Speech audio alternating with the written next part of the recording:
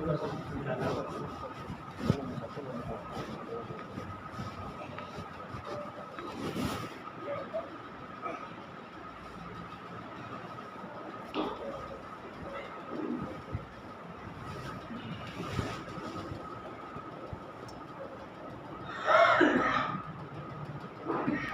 ساتھی قریب بڑھ پہلے سب کو مکمل کرو.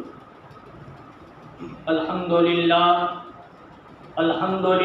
نحمده ونستعینه ونستغفره ونؤمن به ونتوکل علیہ ونعوذ باللہ من شرور انفسنا ومن سیئات اعمالنا من يهد الله فلا مضل له ومن يضلله فلا هادي له ونشهد أن لا إله إلا الله وحده لا شريك له ونشهد أن سيدنا ومولانا محمدا عبده ورسوله صلى الله عليه وعلى آله وأصحابه وبارك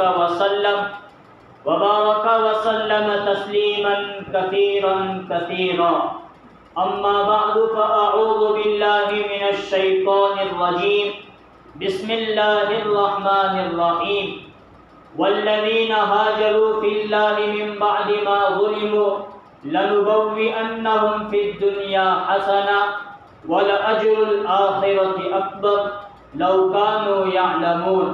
وقال النبي صلى الله عليه وسلم إنما الأعمال بالنيات فمن كانت هجرته إلى الله ورسوله أو كما قال عليه الصلاة والسلام. صدق الله العظيم وصدق رسوله النبي الكريم. رب اشرح لي صدري ويسر لي أمري واحلل عقدة من لساني يفقهوا قولي. ایک مرتبہ نبی اکرم صلی اللہ علیہ وسلم پر درود شریف پڑھ لیجیے. اللهم صل على محمد وعلى آل محمد كما صليت على إبراهيم وعلى آل إبراهيم إنك حميد مجيد.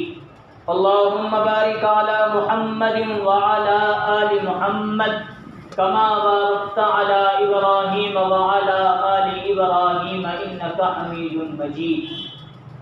محترم بزرگوں اور عزیز دوستوں، اللہ تبارک و تعالیٰ کا احسان، اللہ کا فضل اور اللہ کا کرم ہے کہ اللہ تعالیٰ نے مجھے اور آپ کو نماز جمعہ کے لیے اپنے گھر مسجد جلد سے جلد آنے کی توفیق نصیب فرمائی.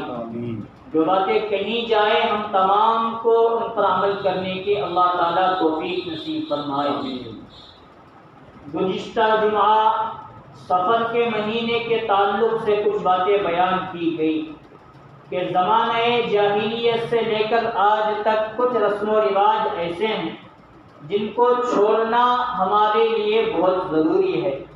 اس دور میں نبی کی نبوت سے پہلے صحابہ اکرام میں زمانہ جاہلیت میں وہ باتیں تھی، لیکن جیسے ہی صحابہ اکرام نے نبی کا کلمہ پڑھا، ایمان والے ہو گئے، مسلمان ہو گئے، تو ان تمام چیزوں کو ان لوگوں نے چھوڑ دیا.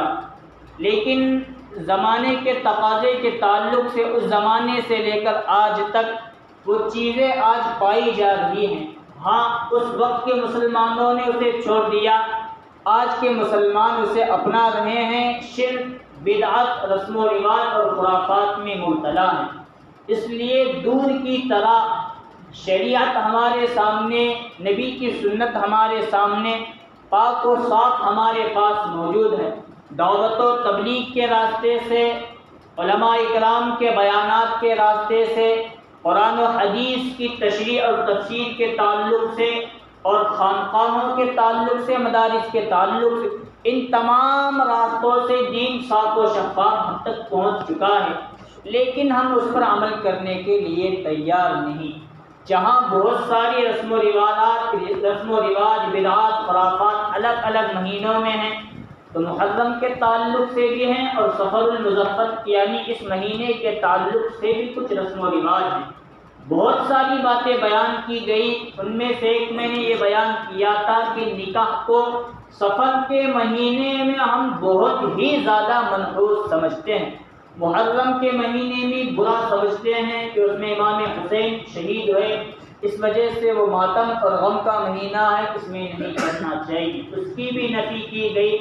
اور سفر کے مہینے میں اس لیے کہا گیا، اس کو ہم اس لیے منحوس سمجھتے ہیں کہ اس مہینے میں نکاح ہوا تو شادی بیاہ کا جو معاملہ ہے وہ صحیح طریقے سے، اچھے طریقے سے نہیں گزرے گا، طلاق تک باتیں پہنچ جائے گی، وہ نکاح ٹوٹ جائے گا۔ یہ بھی بری چیز سمجھتے ہیں، یا یہ کہ جس جگہ ہماری بیٹی گئی یا ہمارے گھر میں ہماری بہو آئی، کسی اور کی بیٹی ہمارے گھر میں آئی سفر کے مہینے میں، تو اس مہینے کی نحوست کی وجہ سے اس گھر کے اندر جھگڑے، فتنے، فساد، اختلافات برپا رہتے ہیں، وہ گھر خیر و برکت کے تعلق سے کبھی آباد نہیں ہوگا۔ اس زمانے میں بھی تھی، اس زمانے میں بھی ہیں، اب ہمیں اس کی نفی کرنا چاہیے، انکار کرنا چاہیے۔ کیوں؟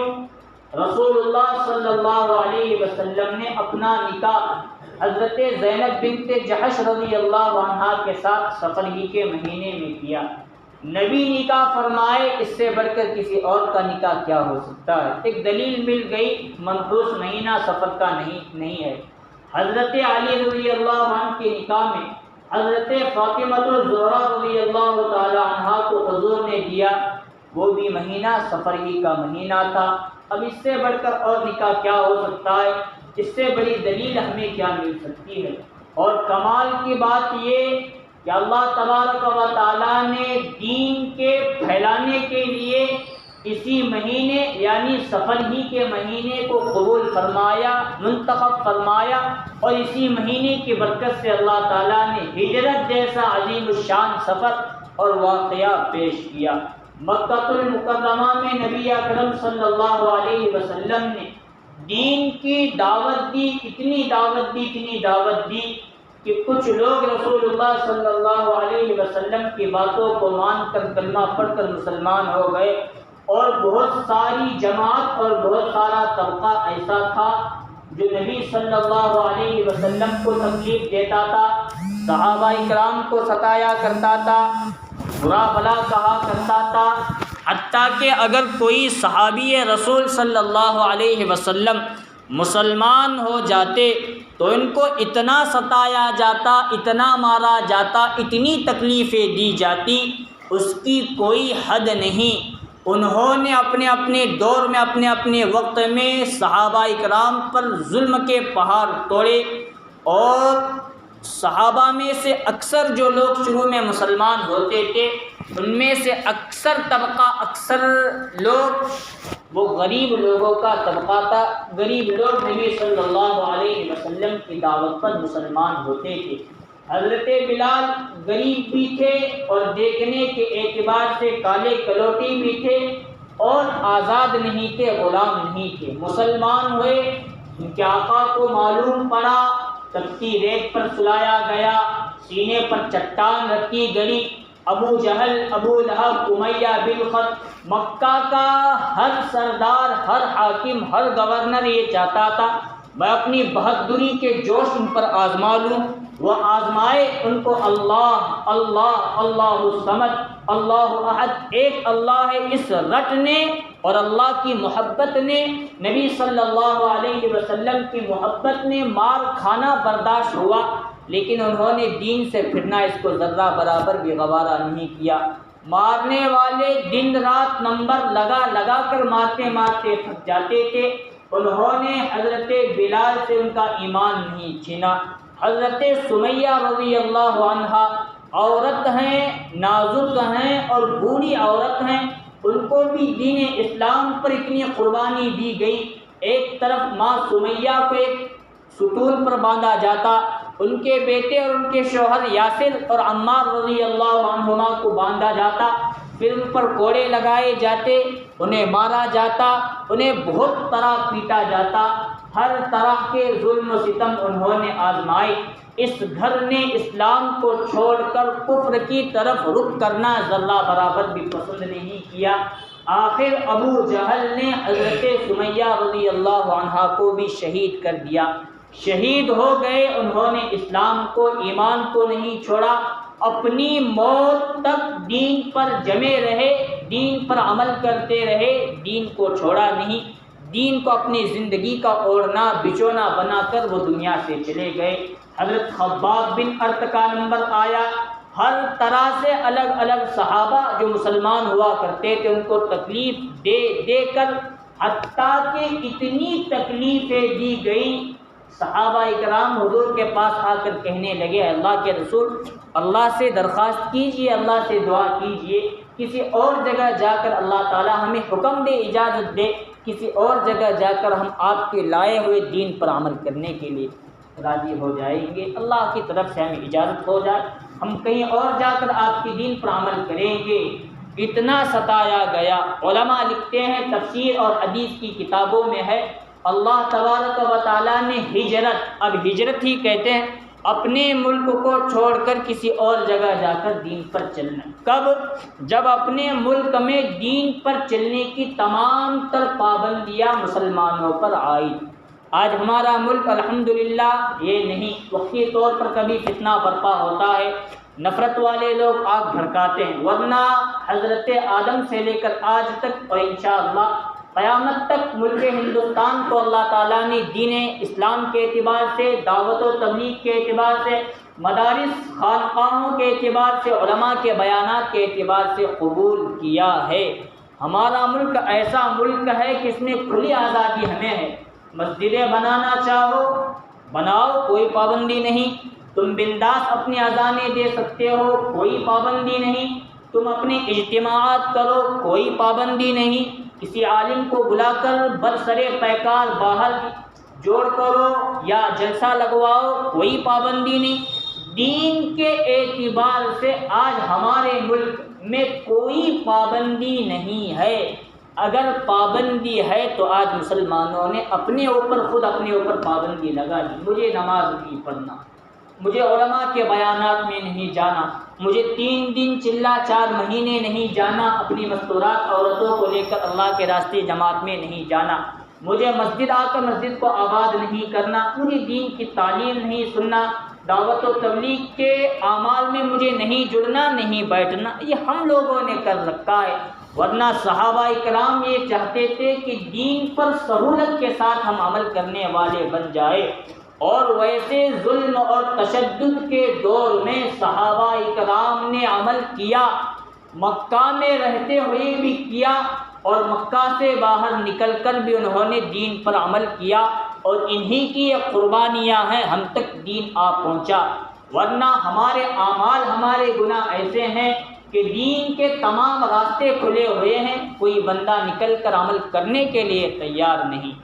جب عمل خود نہیں کر رہا، اپنی نسلوں کو دین کیسے پڑھائے گا، دین کیسے سمجھائے گا؟ جب ہم اپنے اور اپنی نسلوں تک دین کی حفاظت کی ذمہ داری لینے کے لیے تیار نہیں، دنیا کے چپے چپے اور گوشے گوشے میں جا کر کیا دین کی دعوت ہم دے سکتے ہیں؟ وہ صحابہ اکرام کا کام تھا، تابعین، طبع تابعین، اولیاء اکرام، غوث و قطب و ابدال، بزرگان دین، اولیاء اکرام کا کام تھا، وہ کر کے چلے گئے۔ اب ہمیں دین پر 100% عمل کرنے کی کوشش کرنا اور اللہ تعالیٰ سے دعا کرنا، اب یہ ہمارے ذمے ہو گیا ہے۔ ہم اس کے علاوہ کچھ کر نہیں سکتے، اتنی کھلی فضا ہونے کے بعد، اتنی کھلی ہوا ہونے کے بعد، اتنا کھلا ماحول ہونے کے بعد۔ نبی صلی اللہ علیہ وسلم نے دین کی دعوت دی، ان کو ستایا گیا، صحابہ اکرام کو ستایا گیا، صحابہ اکرام آ کر رسول اللہ صلی اللہ علیہ وسلم سے دعا اور درخواست کرنے لگے، اللہ کی طرف سے ہمیں اجازت اور حکم مل جائے تو ہم چلے جائیں گے۔ اللہ کا کرنا ایسا ہوا، اللہ تبارک و تعالیٰ نے نبی اکرم صلی اللہ علیہ وسلم کی زبانی یہ حکم دے دیا، جاؤ ہجرت کرو، جہاں جانا چاہتے ہو جا کر دین اسلام پر جمے رہو، دین اسلام کو موت تک کبھی نہیں چھوڑنا۔ سب سے پہلے ہجرت کی گئی وہ حبشہ کی طرف، 12 صحابہ اکرام اور 6 صحابیات، مرد 12 مرد اور 6 یا 5 عورتوں نے حبشہ کی طرف ہجرت کی۔ اور حبشہ جا کر وہاں اطمینان کے ساتھ دین اسلام پر قائم رہ کر اپنی نماز، اپنے روزے، اپنی زکوٰۃ، اپنا حج اور دین اسلام کی جو تعلیمات نبی صلی اللہ علیہ وسلم نے دی تھی وہ کیا۔ چند مہینوں کے بعد پھر رسول اللہ صلی اللہ علیہ وسلم نے عام اجازت دی، جو اپنے دین پر قائم رہنے کے لیے کسی اور ملک کا سفر، کسی اور شہر دیہات کا سفر کرنا چاہتے ہو، جاؤ وہاں جا کر اپنے دین پر قائم رہو، عمل کرتے رہو۔ 80 سے زائد ایک بڑی جماعت مکۃ المکرمہ کو چھوڑ کر پھر حبشہ کی طرف 2 ہجرت کری۔ کتنے؟ پہلے چند افراد نے، پھر دوسری ہجرت میں ایک بڑی تعداد 80 سے زیادہ لوگوں نے، اس میں مرد تھے، عورتیں، ہجرت کی اور رسول اللہ صلی اللہ علیہ وسلم کا حکم مان کر وہاں سفر ہجرت کی۔ لیکن ابھی حبشہ بھی دین اسلام کے اعتبار سے دین کا مرکز نہیں بنا، وہاں نصرانی لوگ تھے، وہاں یہودی آباد تھے، وہاں کفار و مشرکین بھی تھے، اور مسلمانوں کی گرچہ 80 ایک بڑی جماعت معلوم ہوتی ہے، ان کے مقابلے اور ان کے اعتبار سے ایک بہت چھوٹی جماعت تھی۔ اپنی مسجد بنانا، کھل کر دین کی محنت کرنا، دعوت کرنا، یہ فی الحال دشوار تھا۔ اب اللہ تبارک و تعالیٰ نے ہم جس سفر کے مہینے کو منحوس سمجھتے ہیں، اسی مہینے، سفر کے مہینے کو ہجرت جیسے عظیم الشان واقعے کے لیے اللہ تبارک و تعالیٰ نے قبول فرمایا، اور رسول اللہ صلی اللہ علیہ وسلم کو اب اللہ نے حکم دیا، آپ بھی مکۃ المکرمہ چھوڑ کر اور جگہ جو آپ کو ہم نے خواب میں دکھایا مدینہ منورہ، اس کی جانب ہجرت کیجیے۔ اتنا بڑا واقعہ، مکہ میں رہتے ہوئے پوری دنیا تک دین پہنچانا، بلکہ مکہ کے گلی گلی، کوچے کوچے تک پہنچانا نبی کے لیے، صحابہ اکرام کے لیے دشوار ہو گیا تھا، لیکن ہجرت کا راستہ چھوڑا۔ مطلب ہجرت کا یہ مکہ چھوڑنا دین کے لیے، مدینہ جا کر وہاں دین کی محنت کرنا، اپنا آبا، اپنا اجداد والا گھر، اپنا وطن اصلی چھوڑ کر کسی اور کی طرف جاؤ، ہجرت کرو، پھر دین کی محنت کرو۔ جب مکہ چھوڑ کر نبی اور صحابہ اکرام کی ایک بڑی جماعت مدینہ آئی ہے، تب ہجرت ہی کی برکت سے دنیا کے چپے چپے اور کونے کونے تک دین کی محنت پہنچی اور دین کی دعوت ہم تک پہنچی۔ یہ ہجرت ہی کی برکت، اور یہ جو سفر کا مہینہ ہے اسی کی برکت۔ اگر یہ منحوس ہوتا، اتنا بڑا دین کے کام کے لیے سفر کے مہینے کو اللہ تبارک و تعالیٰ قبول نہیں کرتے، پسند نہیں کرتے، رمضان میں لے لیتے تھے، شعبان میں لے لیتے تھے، بقرعید میں کے مہینے میں یہ کام لیتے تھے، لیکن منحوس نہیں، اتفاق سے سفر ہی کے مہینے میں، سفر کی 26 تاریخ کو ہجرت کا واقعہ پیش آیا۔ ہجرت سے پہلے چند دن پہلے مکہ مکرمہ میں کفار و مشرکین کی ایک بڑی جماعت دارالندوہ ایک گھر تھا، اس میں جمع ہو گئی، اور جمع ہو کر انہوں نے یہ پلان کیا اور یہ مشورہ کیا کہ ہم نبی صلی اللہ علیہ وسلم کو قتل کریں گے، تبھی مکہ سے دین کو مکمل طور پر مٹائیں گے۔ ہم نے سمیہ کو قتل کیا، شہید کیا، دین پورا نہیں مٹا۔ بلال کو بہت تکلیفیں دی رضی اللہ عنہ، دین پورا نہیں مٹا۔ عمار اور یاسر کو تکلیف دی، دین پورا نہیں مٹا۔ بہت سارے لوگوں کو، خباب بن ارت رضی اللہ عنہ کو تکلیف دی، دین نہیں مٹا۔ بہت سارے صحابہ کو ہم تکلیف دیتے دیتے، مارتے مارتے، چٹان رکھتے، گرمیوں پر لٹاتے، ریت پر لٹاتے، تھکے، دین پورا نہیں مٹا۔ دین کو اگر مکمل طور پر مٹانا ہے، قرآن کو مٹانا ہے، اسلام کو، ایمان کو، دین کو مٹانا ہے، محمد ابن عبداللہ جو ابو طالب کے بھتیجے ہیں اور جو عبد المطلب کے پوتے ہیں، ان کو مٹانا، انہوں نے ہی یہ دعوت کا کام شروع کیا۔ ان کو مٹائیں گے، مکہ کیا پوری دنیا سے دین اسلام خود بخود مٹ جائے گا۔ یہ مشورہ کرنے کے لیے دارالندوہ میں ابو جہل تھا، ابو لہب تھا، عتبہ، شیبہ، ابی بن خلف، بہت بڑے بڑے گرو گھنٹال سردار، بہت سارے لوگ جمع ہو گئے۔ ہم دین کو کس طرح مٹائے، ہمیں یہ مشورہ کرنا ہے۔ اب کمال کی بات، اتنے بڑے بڑے شیاطین موجود ہو تو جو بڑا شیطان سردار ہے تمام لوگوں کا وہ کیوں نہیں آئے گا؟ وہ بھی ایک ہاتھ میں تسبیح لیے ہوئے، عصا لیے ہوئے، جبہ قبہ پہنے ہوئے، اصل جو شیطان ہے جو ہمیں بہکاتا وسوسے میں مبتلا کرتا ہے، اب وہ بھی آ گئے۔ ایک بزرگ کی صورت شکل لے کر انسانی شکل میں آیا، لوگ پوچھنے لگے آپ تو مکہ کے نہیں، آپ کہاں سے آئے؟ وہ شیطان کہنے لگا بزرگ کی جو شکل میں آیا، میں نجد سے آیا ہوں، میرا سفر تھا ادھر کی جانب، معلوم ہوا آپ نبی کے بارے میں، دین اسلام کے بارے میں مشورہ کر رہے ہیں، میں بھی کوئی اپنی رائے دوں، آپ کوئی رائے دے تو اس پر آپ کو داد دوں، آؤ پھر آپ اس مشورے کے امیر ہی آپ جو فیصلہ سنائیں گے ہم اس کا، آپ کے فیصلے کی قدر کریں گے، اس کو مان لیں گے، آپ کا حکم ماننے کے لیے تیار۔ دیکھنے کے اعتبار سے بڑا، بزرگیت کے اعتبار سے شیطان بڑا ہوا، اب تمام کا امیر اور سردار بن کر وہ بیٹھ گیا۔ اب رائے دی لوگوں نے کہ کس طرح ہم دین کو ختم کر سکتے ہیں، مٹ سکتے ہیں۔ رائے دیتی رائے یہ آئی کہ ہم نبی صلی اللہ علیہ وسلم کو قید کر دیں گے، ان کو بھوکا پیاسا رکھیں گے، وہ تڑپ تڑپ کر مر جائیں گے۔ شیطان نے کہا یہ رائے اچھی نہیں، تم ان کو قید کرو گے تو ان کے خاندان، قریش خاندان، سید خاندان میں اتنی ہمت نہیں کہ ان کو چھڑا کر پھر واپس لے جائے، یہ بات پسند نہیں آئی، اس لیے اس رائے کو چھوڑ دو۔ پھر گھمائی گئی رائے مشورہ، کیا کرنا چاہیے نبی کے بارے میں، دین اسلام کے بارے میں۔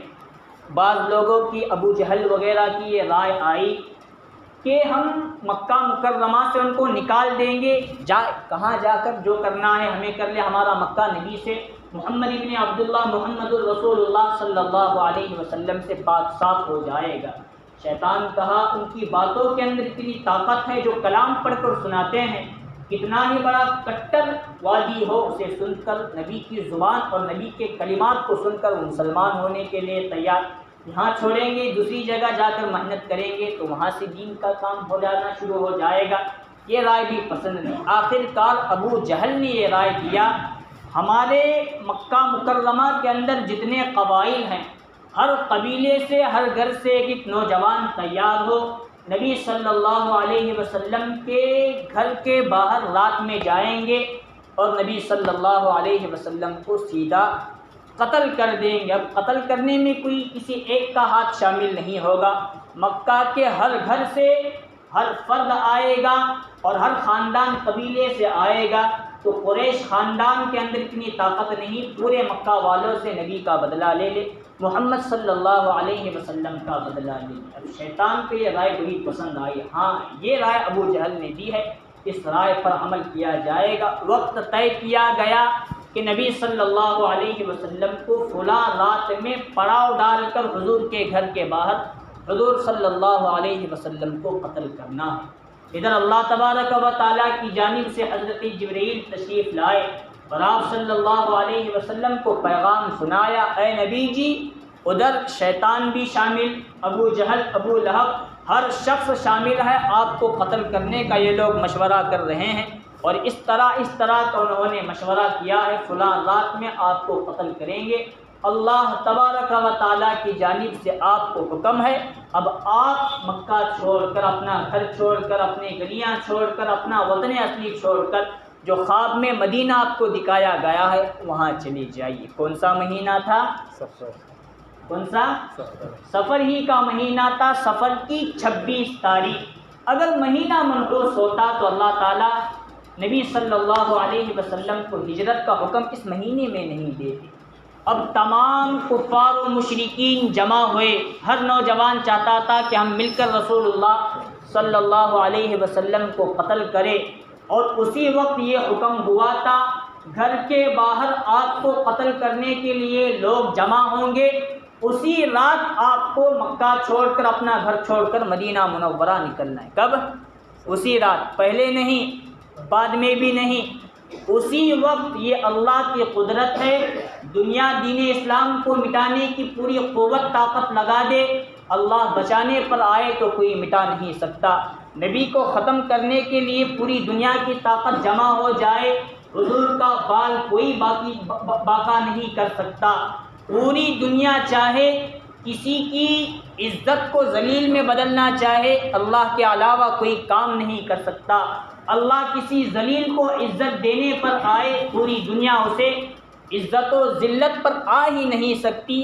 ہر چیز اللہ کے قبضۂ قدرت میں ہے، اس بات کا یقین آج کے مسلمانوں کو ہونا بہت ضروری ہے۔ رسول اللہ صلی اللہ علیہ وسلم کے گھر پر کنڈی لگی ہوئی تھی۔ اس دن کے آنے سے پہلے حضرت ابو بکر صدیق رضی اللہ عنہ کے پاس حضور تشریف لے گئے۔ ایسا ایسا ہونے والا ہے، حضرت جبریل اللہ کی طرف سے آ کر فلاں رات میں ہجرت کرنے کا حکم دیا۔ میں نے جبریل سے پوچھا، میں اپنی ہجرت کے ساتھ کسی اور کو شریک کر سکتا ہوں؟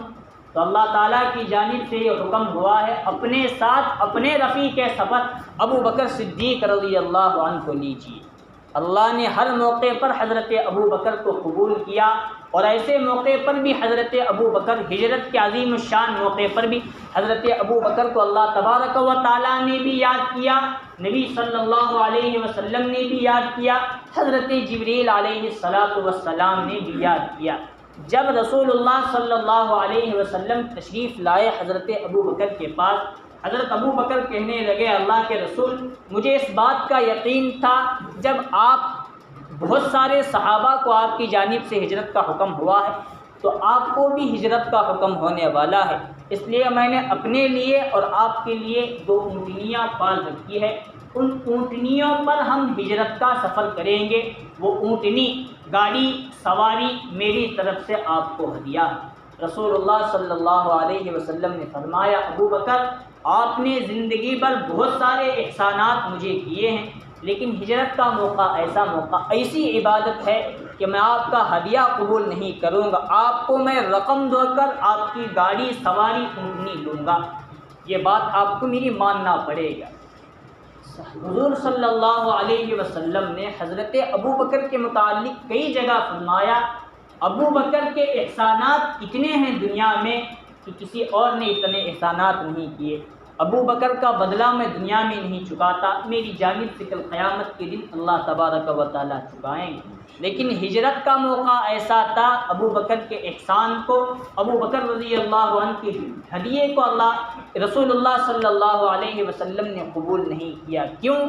ایک طرف ابو بکر کی ذات دوسرے دین اسلام کو پھیلانے کے لیے سفر ہجرت ہے، سفر ہجرت فی الحال بڑا ہے، اس لیے اس کے لیے اپنی جان لگانا ہے۔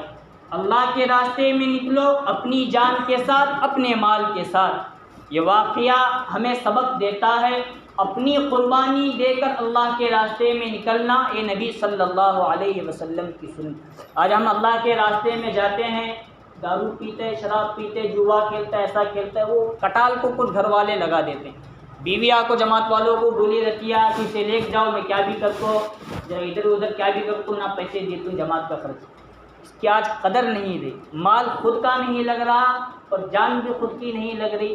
اس لیے جو 3 دن میں پہلے بنتے تھے، اب چلے کتے بھی لگاؤ 40 دن اور 4 مہینے کتے بھی لگاؤ، اس کا اثر نہیں ہوتا، کیونکہ اپنی شوق نہیں، اپنا ذوق نہیں اور اپنا مال نہیں، بیوی خاندان والے گھر والے ادھر ادھر والے تھے، اپنی ذات کے اعتبار سے، اپنے مال کے اعتبار سے نکلنا ہے۔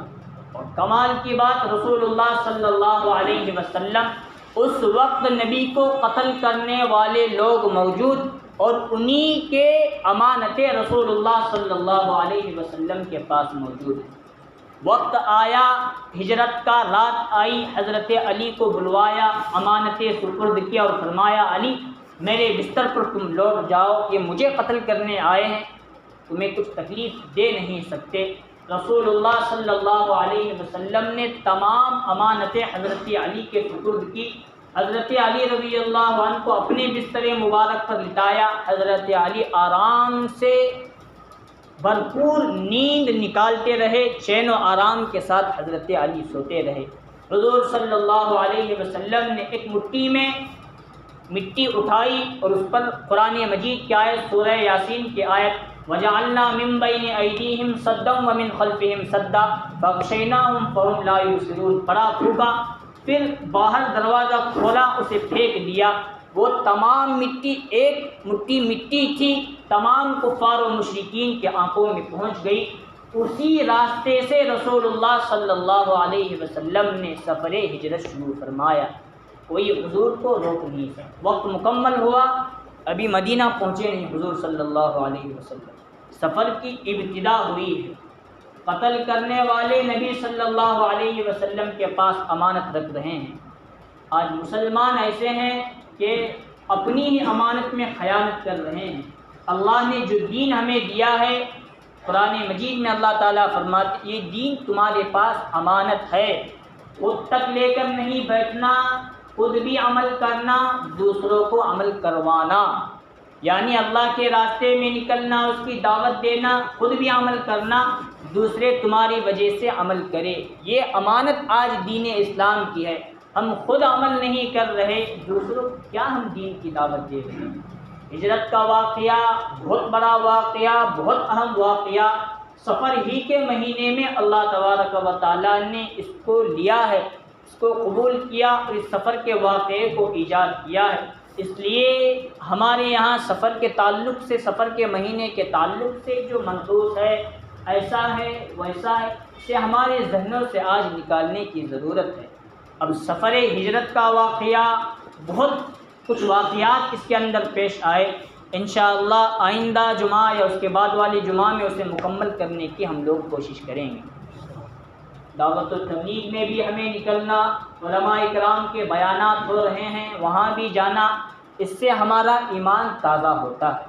اب ہمارا گاؤں کیا ہے، کیا سمجھ میں آنے کے لیے مجھے تو تیار نہیں۔ اتنے علماء ادھر ادھر کے بیانات کرتے، بڑے کسی کو لانے کی بھی اگر ارادہ بھی کرے تو وہ ہوتا چلا، جلسے میں بھی لانے کی کوشش کرے۔ ہمارے قریب کے تو آتے ہیں باہر سے، جن کی باتوں میں اللہ تعالیٰ نے بہت تاثیر رکھی ہے۔ اب یہ جمعہ کو بھی لانے کے ہمیں سوچے، جب ہم چپوڑی میں آ رہے ہیں تو جا کر ذرا مشورہ کرتے، وہ بھی ہوا نہیں۔ کیا ہوا کہ ہم لوگ گاؤں کے تعلق سے وہ رائے مشورہ بھی قبول نہیں کیا۔ ٹھیک ہے، یہاں نہیں آئے، لیکن چپوڑی کے اندر بہت بڑے آئے۔ کاتب صلاح الدین سیفی، یہ بھی گجرات کے بہت بڑے عالم دین ہیں۔ کل مولانا سلمان صاحب بجنوری دامت برکاتہم دارالعلوم دیوبند کے بہت بڑے استاد، ان کا مفتی شعیب اللہ خان صاحب ہمارے کرناٹک صوبہ کرناٹک کے بہت بڑے مفتی، وہ بھی بہت بڑے اللہ والے، مفتی اسماعیل صاحب، بہت بڑے لوگ اکابرین آ رہے ہیں۔ وہاں جا کر فیضیاب ہو سکتے ہیں، یہاں نہیں وہ آئے تو ہم جا سکتے ہیں۔ آج ہمارے استاد حضرت قاری عبدالرشید اجمیری دامت برکاتہم، جن کے پاس ہم نے بیٹھ کر میں نے بخاری شریف وغیرہ بڑی کتابیں پڑھی، وہ آج آئے ہیں مستورات میں۔ بھی جمعہ کے بعد ان کا بیان اور مغرب کے بعد ان کا اصل بیان، پھر ان کی دعا ہونے والی، اس لیے تمام ساتھی وہاں بھی پہنچنے کی فکر کریں گے سب ساتھی۔ اللہ عمل کی توفیق نصیب فرمائے۔ اچل کرنجی سے طیبہ مسجد، اچل کرنجی سے طیبہ مسجد کے 2 ساتھی چندے کے تعلق سے آئے مسجد کے لیے، الحمدللہ مسجد والوں نے جگہ دی ہے، اللہ لینے کو قبول فرمائے۔